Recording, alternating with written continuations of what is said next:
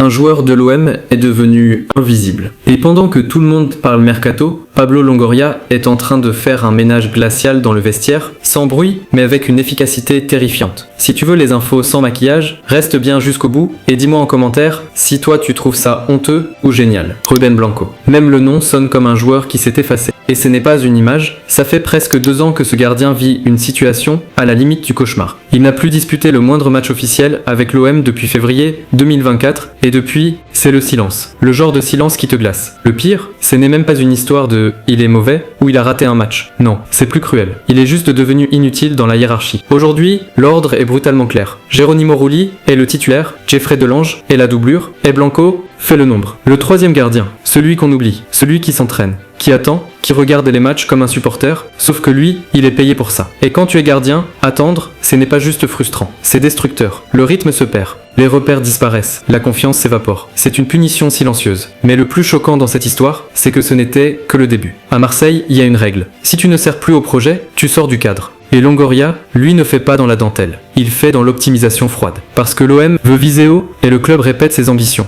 Rester au niveau Ligue des Champions. Garder une structure solide et éviter les situations fantômes qui plombent un vestiaire. Et dans cette logique, Ruben Blanco est un symbole gênant. Un joueur sous contrat, mais sans perspective. Un salaire, mais pas un rôle. Une place, mais pas une utilité. Alors forcément, la machine départ s'active. Et attention, ce n'est pas juste « on verra en juin ». Non, là on parle d'un départ dès cet hiver. Parce que le timing est violent. Janvier, c'est la période où les clubs en crise paniquent et où les clubs ambitieux sentent les coups à faire. Le message est clair, même s'il n'est jamais dit face caméra. L'OM avance et ceux qui n'avancent pas avec lui restent sur le quai. Et justement, 2 clubs viennent de se positionner. Et là, ça devient explosif. Et là, tout a basculé. Selon les informations qui circulent autour du dossier, 2 clubs espagnols surveillent Ruben Blanco de très près. Le Racing Santander et Grenade. Et ce n'est pas une rumeur bancale. Il est question d'offres et d'un joueur qui veut partir au plus vite. Et là, tu comprends l'enjeu psychologique. Blanco ne cherche pas juste un club. Il cherche une sortie, une respiration, un retour à la vie, parce que rester encore 6 mois ou 12 mois comme 3e gardien, c'est accepter de disparaître définitivement. Mais ce qui rend l'histoire encore plus folle, c'est le contraste entre ces 2 options. Option 1,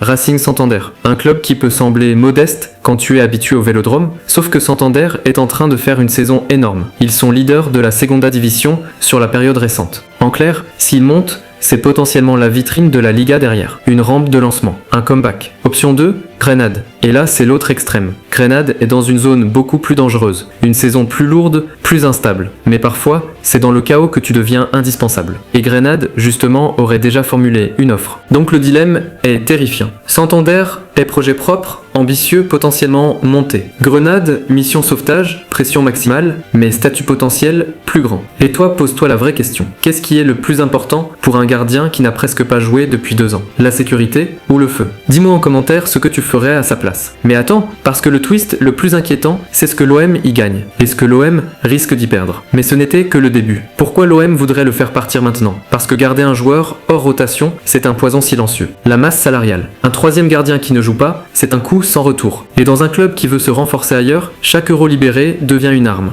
La place dans le groupe. Un vestiaire, c'est de la psychologie. Un joueur à part, c'est parfois une tension. Pas parce qu'il est mauvais, mais parce que son existence rappelle une chose, le club a des dossiers non réglés. Le signal envoyé. Longoria veut montrer que l'OM n'est pas un club où tu restes en vacances jusqu'à la fin de ton contrat. Si tu veux partir, le club écoute. Mais le club protège surtout sa logique sportive. Sauf que, il y a un risque énorme. Si Blanco part en Espagne et redevient bon, la question va tomber comme un marteau. Comment l'OM a pu laisser un gardien se perdre aussi longtemps? Et ça, médiatiquement, c'est un mini-scandale en puissance. Et parce que Marseille, c'est un club où tout se transforme en débat. Tout. Et le pire, c'est que ce dossier n'est peut-être qu'un avant-goût du ménage d'hiver. Ce qu'il prépare ensuite pourrait choquer tout le vestiaire. Ruben Blanco est un carrefour brutal. Rester à Marseille jusqu'à juin 2026, c'est prolonger un cauchemar silencieux. Partir dès janvier, c'est tenter un reboot total, mais sous pression. Et l'OM, de son côté, envoie un message froid, presque impitoyable. Le projet passe avant les états d'âme. De Zerbi à son ordre, son titulaire, sa doublure, et Marseille avance au rythme d'un calendrier infernal. Maintenant, je te pose une question simple. Est-ce que tu trouves ça honteux de traiter un joueur comme un fantôme, ou est-ce que tu trouves ça génial parce que c'est exactement ce qu'un grand club doit faire? Dis-le en commentaire. Et si tu veux des vidéos vraies, sans maquillage, abonne-toi, parce que ce mercato à l'OM, il peut devenir un véritable feuilleton, et crois-moi, ce n'était que le début.